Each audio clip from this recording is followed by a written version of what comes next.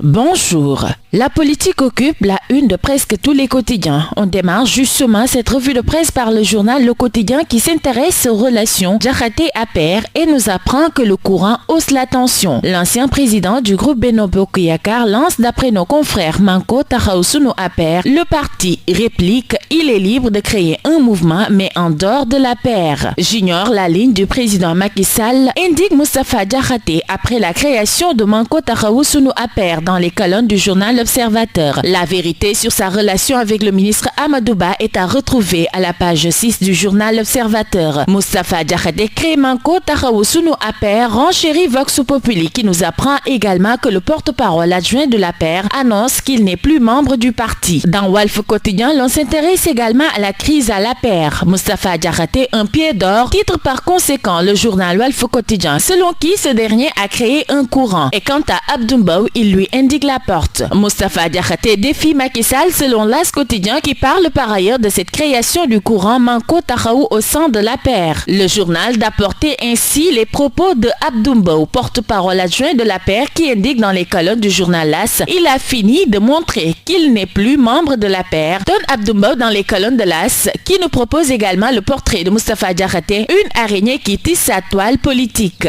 Abdou Mbow désigne la porte de sortie à Moustapha Diakhaté, barre à sa une le journal Les Échos, relative à la création d'un mouvement pour la refondation de l'APR. Il est libre de créer un mouvement, mais ce qui est sûr, c'est que ce sera en dehors de l'APR, indique ce dernier dans les colonnes du journal Les Échos. Il se dit responsable et n'a même pas le minimum, un carnet de comité. Lui-même a fini de montrer qu'il n'est plus membre de l'APR. Lâche ainsi Abdou Mbow dans les colonnes du journal Les Échos. Le Témoin parle également politique, mais s'intéresse cette fois-ci au mutisme d'Idrissa Seck. Stratégie de com' ou lâcheté politique s'interroge nos confrères du journal Le Témoin qui donne la parole à Yankhoba Diattara qui indique dans ce journal que Rewmi est le leader de l'opposition. Nous n'avons de leçons à recevoir de personne. Retour dans le journal Les Échos qui nous propose ce matin la rencontre du bureau politique du Parti Socialiste. Mame Bouna Sall, lynché d'après nos confrères. Amadou Sow du Parti Socialiste a indiqué lors de cette rencontre d'après nos confrères que depuis 2015, il n'y a pas eu de réunion de secrétariat exécutif du mouvement des jeunesses socialistes. Farha Touré prend sa défense. Aminata Mbengue Ndiaye calme les esprits, nous rapportent nos confrères du journal Les Échos. Le PASTEF revendique le camouflet à Macky dans Vox Populi qui s'intéresse aux perturbations du séjour du chef de l'État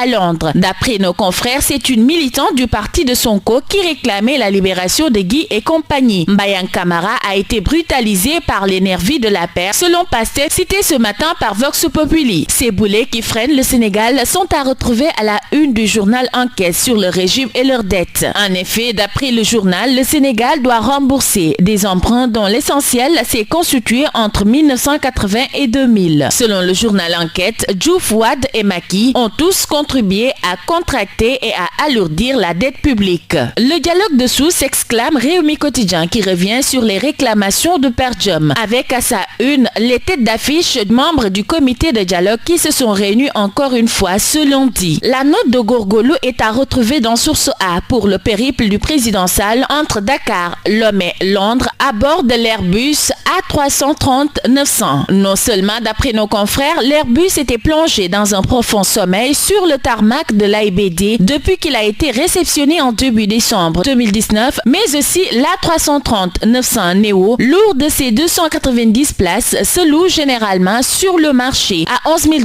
par heure d'après toujours nos confrères qui nous apprennent également que Air Sénégalaise a impossible de faire réagir les services communication commerciale et marketing. Cette pluie de questions toujours sans réponse autour de la gestion de la compagnie aérienne intéresse nos confrères du journal Source A. La Tribune pendant ce temps nous apprend qu'il y a eu une saisie record de 1236 kg de chanvre indien, 1 kg de cocaïne. Du pays du Yamba barre à sa une le journal qui revient également sur la prise d'une Kalachnikov. Libération nous rapporte comment la petite princesse de l'ancien président Dos Santos a vidé les caisses de l'Angola. Isabelle, fille à papa et voleuse XXL d'après nos confrères, selon qui Jama, énergie, mine, banque, téléphonie, médias, vente ou détail, supermarché immobilier. Elle s'était accaparée de tout, même de la brasserie de bière. Un empire de 400 entreprises implantées dans 41 pays cernés par le consortium international des journalistes d'investigation nous apprennent nos confrères du journal Libération. Et dans Sud Quotidien, Anne est appelée au banc sur la matérialisation des mesures gouvernementales annoncées pour les universités de Ziguinchor et Bambey. Le SAES et le Sud-Est affichent leur scepticisme. L'Observateur nous propose ce matin une enquête sur une nouvelle ambition politique. Mary Teuw Niane, une nouvelle équation dont le maquis. Barre à sa une, le journal L'Observateur qui donne la parole à l'ancien ministre de l'Enseignement supérieur, selon qui la volonté qui lui est prêtée de créer son propre parti politique, il aurait décliné le poste de ministre de la Pêche. Sport pour terminer avec le journal Record qui s'intéresse au tirage des éliminatoires du Mondial 2022. La Côte d'Ivoire, l'équipe à éviter pour les Lions d'après nos confrères du journal Record qui revient également sur la mission de prospection du sélectionneur national sénégalais à Bissau. Aliou Cissé à fond sur les durs tous, barre